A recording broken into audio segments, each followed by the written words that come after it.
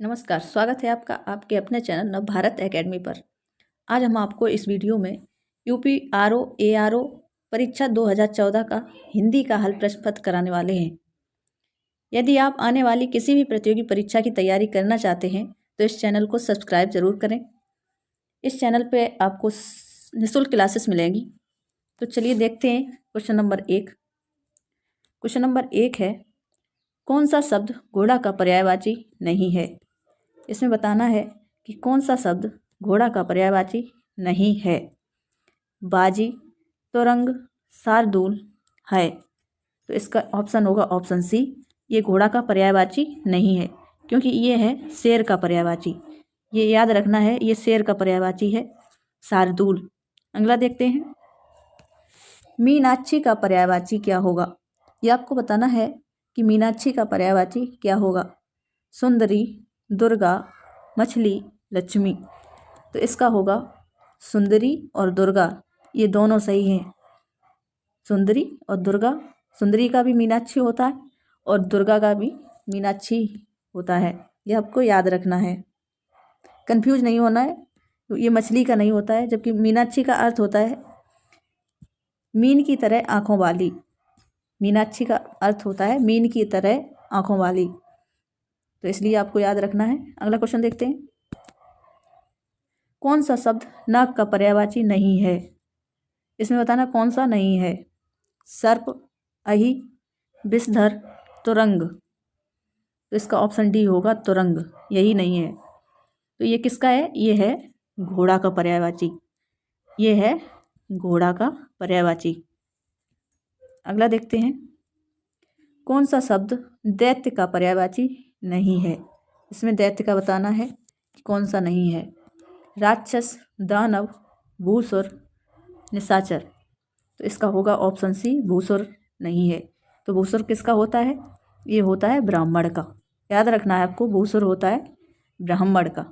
अगला देखते हैं, रुक का पर्यायवाची बताना है। रुक, बिटप, प्रसून, तड़का, हेरंब।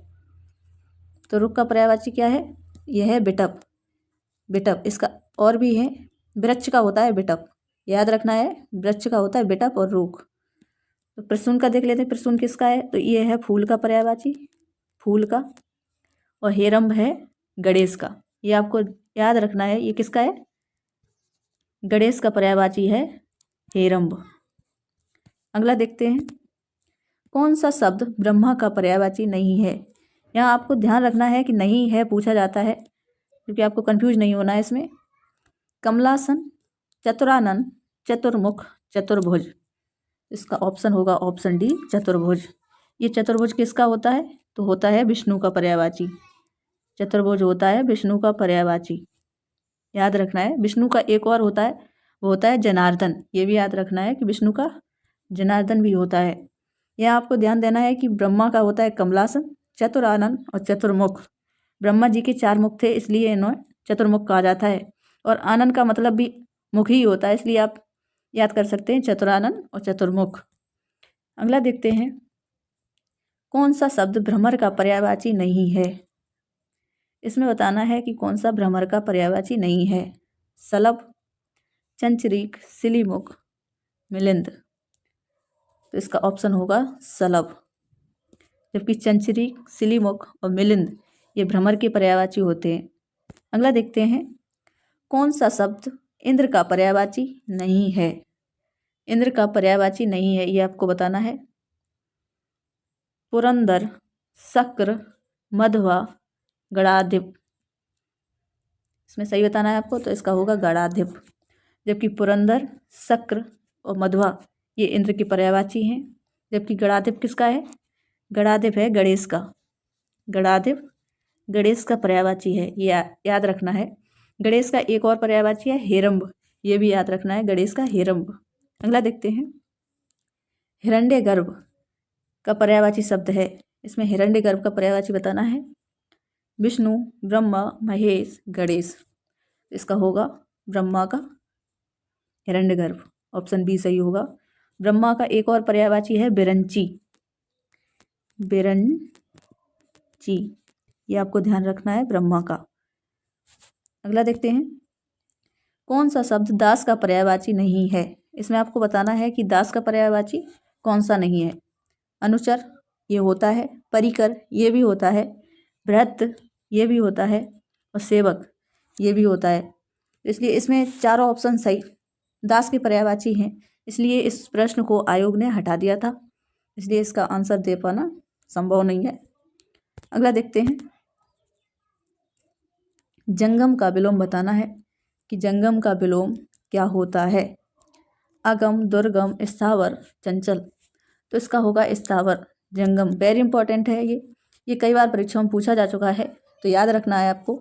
जंगम का होता है स्थावर। अगर अगम की बात करें तो अगम का होता है सुगम।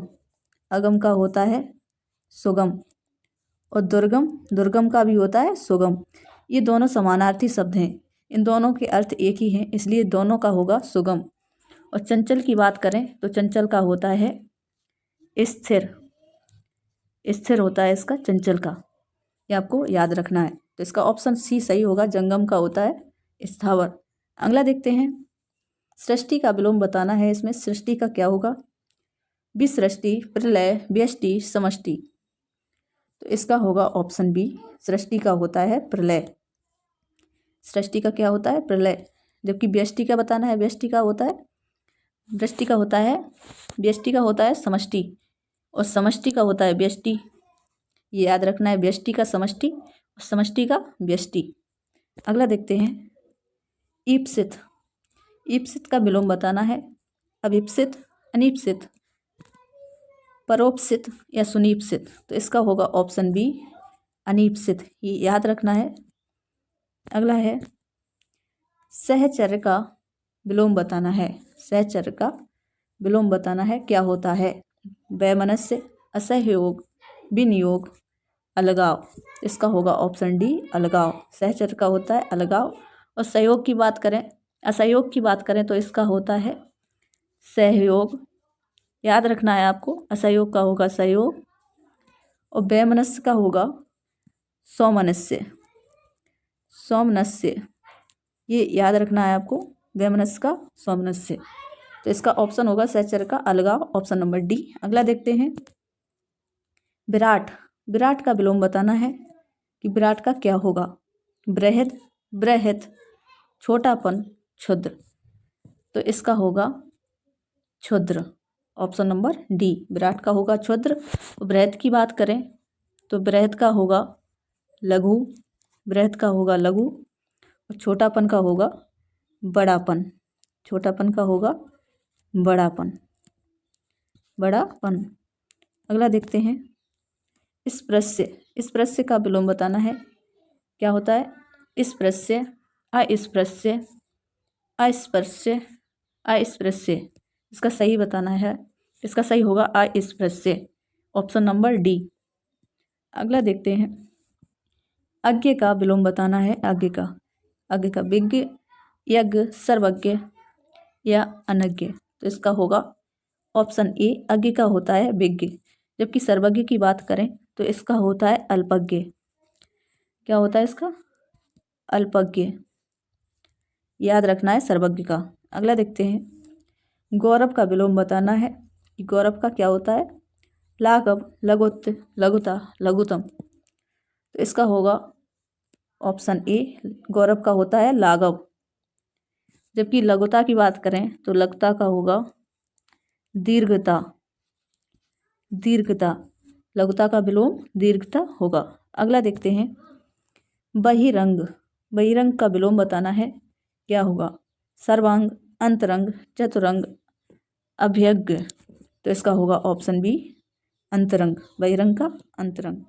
अगला देखते हैं, गृहस्थ का विलोम क्या होगा? गृहस्थ, सुप्त, ग्राह्य, मुक्त, लुप्त। इसका होगा ऑप्शन सी, गृहस्थ का होता है मुक्त। अगला देखते हैं, निम्नलिखित वाक्यों में से शुद्ध वाक्य बताना है। ध्यान देना है, इसमें शुद्ध बताना है, जबकि 3 अशुद्ध लिखे होंगे। मेरे घर के पास एक हलवाई की दुकान है। यहाँ पे एक पहले नहीं आएगा, जबकि आएगा एक दुकान है। मेरे घर के पास हलवाई की एक दुकान है, इसलिए ये गलत हो गया। मेरे घर के पास एक हलवाई की दुकान स्थित है, ये भी गलत हो गया क्योंकि यहाँ पे एक पहले आ गया। मेरे घर के पास एक हलवाइयों की दुकान है, ये भी गलत हो गया। एक भी लगा दिया और हलवाइयों भी लगा दिया, जबकि हलवाइयों बहुवचन हो जाएगा। अगला देखते हैं, मेरे घर के पास हलवाई की एक दुकान है, ये बिल्कुल सही लिखा है, इसलिए अपना आंसर होगा ऑप्शन डी। अगला देखते हैं, निम्नलिखित वाक्यों में शुद्ध वाक्य है, इसमें शुद्ध बताना है कौन सा है। श्री कृष्ण के अनेकों नाम थे। आपको याद रखना है, जिस वाक्य में अनेकों शब्द दिख जाए आपको तुरंत गलत कर देना है। क्या याद रखना है कि जिस वाक्य में अनेकों शब्द दिख जाए तो वाक्य हमेशा गलत होगा, क्योंकि अनेकों शब्द कोई शब्द नहीं होता, अनेक होता है, तो इसलिए ये गलत हो गया। भगवान कृष्ण के अनेकों, फिर आ गया अनेकों नाम का उल्लेख मिलता है, ये भी गलत है। श्री कृष्ण को अनेकों नामों से पुकारा जाता है, फिर अनेकों आ गया, इसलिए ये गलत है। श्री कृष्ण के अनेक नाम हैं, ये बिल्कुल सही है, अनेक नाम हैं, तो इसका होगा ऑप्शन डी। अगला देखते हैं, क्वेश्चन नंबर 23। निम्नलिखित वाक्यों में शुद्ध वाक्य है, यहाँ पे बताना है कि कौन सा वाक्य शुद्ध है। देखो फूलों पर भौरे भिनभिना रहे हैं, यहाँ पे भिनभिनाना बिल्कुल गलत है, भौरों के लिए नहीं, जबकि मक्खियों के लिए होता है भिनभिनाना। अगला है, देखो फूलों पर भौरे गुंजार कर रहे हैं, ये बिल्कुल सही है, भौरे हमेशा गुंजार करते हैं, भौरों के लिए गुंजार शब्द का प्रयोग होगा। और भी देख लेते हैं, देखो फूलों के ऊपर भौरे गुंजारते हैं, यहाँ ऊपर नहीं होना चाहिए, फूलों पर होना चाहिए। अगला है, देखो फूलों के ऊपर, फिर ऊपर आ गया, भौरे भिनभिना रहे हैं, ये भी गलत हो गया, ये तीनों गलत हो गए। ऑप्शन होगा ऑप्शन बी, ये बिल्कुल सही लिखा है। अगला देखते हैं, निम्नलिखित वाक्यों में शुद्ध वाक्य है, इसमें आपको बताना है कि कौन सा वाक्य शुद्ध है। उसकी शंका का निवारण हो गया, उसकी शंका समाप्त हो गई, उसकी शंका का समाधान हो गया, अब उन्हें अब शंका नहीं रही। तो आपको याद रखना है कि शंका का समाधान होता है, ना कि निवारण या समाप्त, तो इसलिए ऑप्शन सी सही होगा, उसकी शंका का समाधान हो गया। और ये गलत है कि उसकी शंका का समाप्त हो गया, समाप्त हो गई, तो ये तो गलत है। उसकी शंका का निवारण हो गया, तो ये भी गलत है, शंका का निवारण नहीं होता है, अब उन्हें शंका नहीं रही, ये भी गलत है, तो ऑप्शन होगा ऑप्शन सी। अगला देखते हैं, शुद्ध संयुक्त वाक्य का उदाहरण है। अब आपको संयुक्त वाक्य का उदाहरण बताना है। मैं परीक्षा देने के लिए इलाहाबाद जा रहा हूँ, ये गलत है। यहाँ पे संयुक्त वाक्य का मतलब होगा कि दो वाक्य होंगे, वो किसी कंजक्शन से जुड़ा होगा दोनों वाक्य, तो यहाँ पे किसी कंजक्शन का प्रयोग नहीं हुआ है, इसलिए ये संयुक्त वाक्य नहीं है। मुझे परीक्षा देनी है अतः दिल्ली जा रहा हूँ, ये भी नहीं है। मुझे परीक्षा देनी है और मैं गोरखपुर जा रहा हूँ, ये बिल्कुल सही है, यहाँ पे और का प्रयोग हुआ है इसलिए, और दोनों वाक्य स्वतंत्र रूप से लिखे हैं। अगला देखते हैं, मैं वाराणसी जा रहा हूँ क्योंकि मुझे परीक्षा देनी है, ये भी गलत, तो इसका ऑप्शन होगा ऑप्शन सी, बिल्कुल सही। अगला देखते हैं, निम्नलिखित में से शुद्ध वर्तनी वाला शब्द है, इसमें आपको शुद्ध वर्तनी छांटनी है। कलेश, क्लेश या क्लेश या क्लेश, कौन सा सा होगा इसमें, तो इसका होगा ऑप्शन सी, ये क्लेश बिल्कुल सही है। अगला देखते हैं, निम्नलिखित में से शुद्ध वर्तनी वाला शब्द है, इसमें शुद्ध वर्तनी बतानी है आपको। ये आपको देखना है, श्रृंगार, श्रृंगार या श्रृंगार या श्रृंगार, तो इसका होगा ऑप्शन सी, बिल्कुल सही है, श्रृंगार। ये आपको बिल्कुल ध्यान से देखना है, ये कैसे लिखा जाता है, तो ये लिखा जाएगा ऐसे, श्रृंगार। अगला देखते हैं, निम्नलिखित में से शुद्ध वर्तनी वाला शब्द है, इसमें शुद्ध वर्तनी बतानी है कौन सा है। उज्ज्वल, उज्ज्वल, उज्ज्वल, उज्ज्वल, ये गलत है, ये भी गलत है और ये भी गलत है, ये हमेशा ऐसा लिखा जाएगा, ऑप्शन नंबर बी बिल्कुल सही है। अगला देखते हैं, निम्नलिखित में से शुद्ध वर्तनी वाला शब्द है, इसमें आपको बताना है कि शुद्ध वर्तनी वाला शब्द कौन सा है। हिरण्यकश्यपु, हिरण्यकशिपु, हिरण्यकश्यप या हिरण्यकश्यप। तो इसका होगा ऑप्शन बी, ये ऐसा लिखा जाएगा। ध्यान से देखना है इसे। अगला देखते हैं, निम्नलिखित में से शुद्ध वर्तनी, इसमें भी बतानी है कि कौन सी शुद्ध वर्तनी है। कवयित्री, कवित्री, कवयित्री या कवयित्री। तो इसका ऑप्शन होगा ऑप्शन ए, कवित्री। शुद्ध वर्तनी हमेशा कवित्री ऐसा लिखा जाएगा, कवित्री। ध्यान से देखना है। अगला देखते हैं, कनिष्ठिका और मध्यमा के बीच की उंगली को कहते हैं अनामी, अनामिका, अनामिका या अनामिका। तो इसका होगा अनामिका, बिल्कुल सही। अगला देखते हैं, जिसके पेट में माँ ने रस्सी बांध दी हो उसे क्या कहेंगे। इसके लिए एक शब्द बताना है, दामाद, दामाद इतर या दाम या दामोदर। तो इसका होगा ऑप्शन डी, बिल्कुल राइट। अगला देखते हैं, पीछे पीछे चलने वाला के लिए एक शब्द है अनुचर, अनुगामी, अनुवर्ती, अनुगमनीय।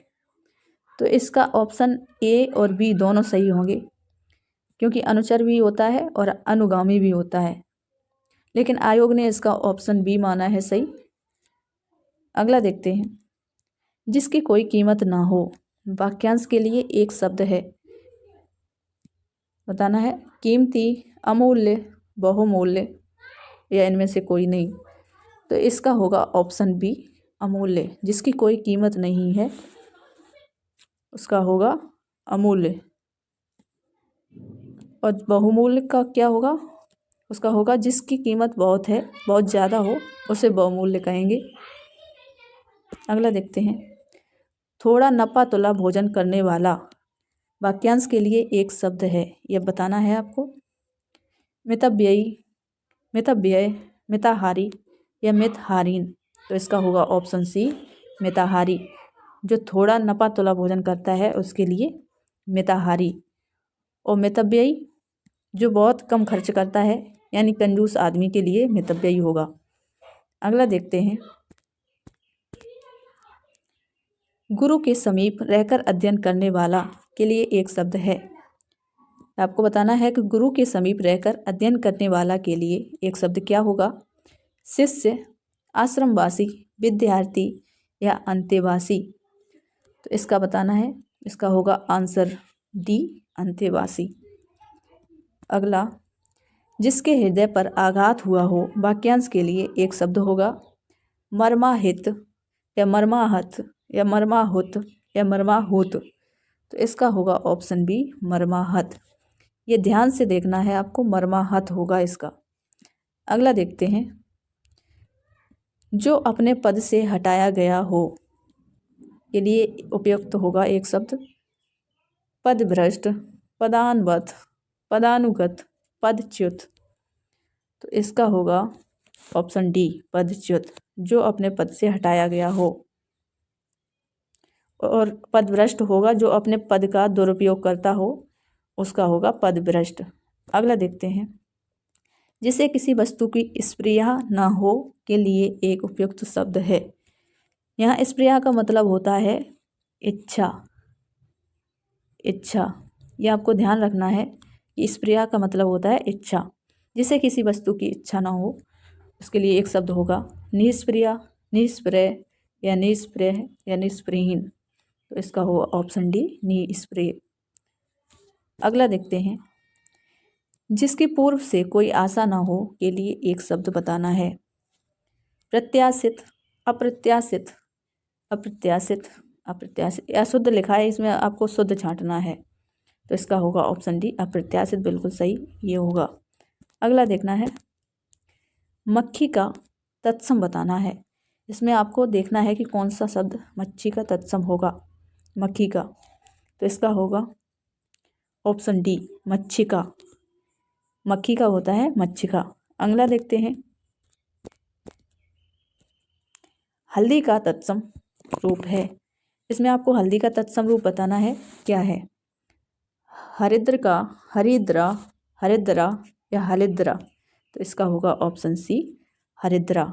अगला देखते हैं, हुलास शब्द का तत्सम बताना है कि इसमें हुलास का तत्सम क्या होगा, हिलास, विलास, हास्य या उल्लास। तो इसका होगा ऑप्शन डी। हुलास का होता है उल्लास, जबकि हास्य की बात करें तो ये हंसी का होता है। इसका होता है हंसी का।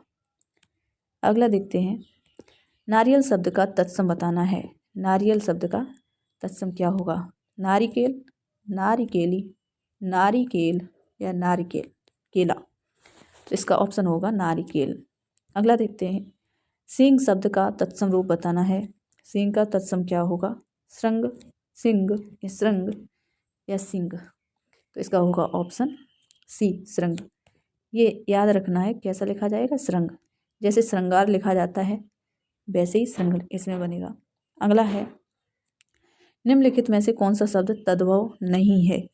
इसमें बताना है कि कौन सा शब्द तद्भव नहीं है, जबकि 3 तत्सम लिखे होंगे, द्वार, सायं, गृहस्थी या पाँव। तो इसका होगा सायं। ये तद्भव नहीं है, ये है तत्सम शब्द, जबकि ये तीनों तद्भव हैं, द्वार, गृहस्थी या पाँव। अगला देखते हैं, एकल शब्द का तद्भव रूप बताना है। एकल का तद्भव रूप बताना है, अकल, अकली, अकेला या इनमें से कोई नहीं। तो इसका होगा ऑप्शन सी, एकल का होगा अकेला। अगला है, करपट शब्द का तद्भव रूप बताना है। करपट का तद्भव बताना है, क्या होगा, कटरना, कपाट, कपड़ा, कपट। तो इसका होगा कपड़ा। करपट का कपड़ा होता है। अगला देखते हैं, कैवर्त शब्द का तद्भव बताना है। कैवर्त, मल्लाह, केवट, नाविक, केवल। तो इसका होगा ऑप्शन बी, केवट। अगला, गृत्य का तद्भव बताना है। गृध्य, गीधना, गृध, गीधी, गीध। तो इसका होगा ऑप्शन डी सही, गीध। अगला है, विशेषण जिस संज्ञा शब्द की विशेषता बताता है उसे क्या कहा जाता है, उसे कहा जाता है सार्वनामिक विशेषण। याद रखना है कि विशेषण जिस संज्ञा की विशेषता बताता है उसे क्या कहते हैं, उसे कहते हैं सार्वनामिक विशेषण। अगला है, निम्नलिखित में से कौन सा शब्द विशेष्य है। इसमें बताना है कौन सा शब्द विशेष्य है, आसीन, अग्नि, मधुर या कर्मठ। विशेष्य का मतलब है कि जिस शब्द की विशेषता बताई जाए उसे विशेष्य कहते हैं, या कहें या संज्ञा या सर्वनाम को विशेष्य कहेंगे। तो इसका ऑप्शन होगा ऑप्शन बी, अग्नि एक संज्ञा है। अगला है, ठंडा पानी ठंड पैदा करता है। ठंडा पानी ठंड पैदा करता है, इस वाक्य में कौन सा विशेष्य है, यानी कि संज्ञा बतानी है कि किस शब्द की विशेषता बताई जा रही है, ठंडा, ठंड, पानी या इनमें से कोई नहीं। इसमें आपको देखना है कि किस शब्द की संज्ञा बताई, किस शब्द की विशेषता बताई जा रही है। तो इसमें पानी की विशेषता बताई जा रही है कि ठंडा पानी है, ये ठंड पैदा करता है। तो इसका होगा ऑप्शन सी, पानी। अगला है, निम्नलिखित में से कौन सा शब्द विशेष्य है, यानी कि जिस शब्द की विशेषता बताई जाए या संज्ञा हो वो शब्द, अनासक्ति, अनासक्त, अनुशंसित, अपमानित। तो इसका होगा ऑप्शन ए, अनासक्ति। अगला है, निम्नलिखित में से कौन सा शब्द विशेष्य है, पौष्टिक, पाठकीय, भावुक या विषाद। तो इसका है ऑप्शन डी, विषाद विशेष्य है, या कहें तो संज्ञा है विषाद, जबकि ये तीनों पौष्टिक, पाठकीय, भावुक ये तीनों विशेषण हैं। अगला है, धुंधला शब्द में विशेषण है। आपको बताना है धुंधला किस प्रकार का विशेषण है, संख्यावाचक विशेषण, गुणवाचक विशेषण, सार्वनामिक विशेषण या इनमें से कोई नहीं। तो इसमें है गुणवाचक विशेषण, ऑप्शन होगा ऑप्शन बी, क्योंकि धुंधला शब्द हमेशा गुण बताएगा। अगला देखते हैं, सरीखा शब्द विशेषण है। ये आपको बताना किस प्रकार का विशेषण है सरीखा, गणनावाचक तो बिल्कुल नहीं है, गुणवाचक ये बिल्कुल सही है, ये गुणवाचक विशेषण है सरीखा, जबकि इसमें समुदायवाचक भी गलत है और क्रमवाचक भी गलत है। अगला देखते हैं, वह नौकर नहीं आया है, वाक्य में कौन सा विशेषण है। इसमें बताना है कि वह कौन सा विशेषण है, सार्वनामिक विशेषण, गुणवाचक विशेषण, संख्यावाचक, परिमाणबोधक। तो इसमें देखा जाए कि गुणवाचक, तो यहाँ पे कोई गुण की कोई बात नहीं हो रही इसलिए ये गलत है, संख्या की भी कोई बात नहीं हो रही इसलिए संख्यावाचक भी गलत है, और परिमाण की भी कोई बात नहीं हो रही, इसलिए ये भी गलत है। तो अपना होगा ऑप्शन ए सार्वनामिक विशेषण। अगला देखते हैं, तीसरा शब्द में विशेषण है, इसमें बताना है कि कौन सा विशेषण है। पूर्णांक बोधक गलत, आवृत्ति बोधक ये भी गलत, गणनावाचक ये भी गलत, क्योंकि क्रमवाचक है ये, क्रमवाचक। जैसे कि पहला, दूसरा, तीसरा, चौथा ये सारे क्रमवाचक होते हैं। अगर आवृत्तिवाचक की बात करें तो क्या होगा, इसका होगा दुगना, दुगना, 3 गुना, 4 गुना, 5 गुना, 6 गुना, ये होता है आवृत्तिवाचक। और गणनावाचक होगा, जैसे कोई संख्या दी हो 1 2 3 4 5, तो वो होगा गणनावाचक। तो इस प्रश्न का उत्तर होगा ऑप्शन डी क्रमवाचक। अगला देखते हैं और लास्ट क्वेश्चन है, चौथाई शब्द का विशेषण बताना है। चौथाई किस प्रकार का विशेषण है। आवृत्तिवाचक, ये अभी बताया था, इसमें कोई आवृत्ति नहीं, 2 गुना 3 गुना तो है नहीं, तो ये गलत हो गया।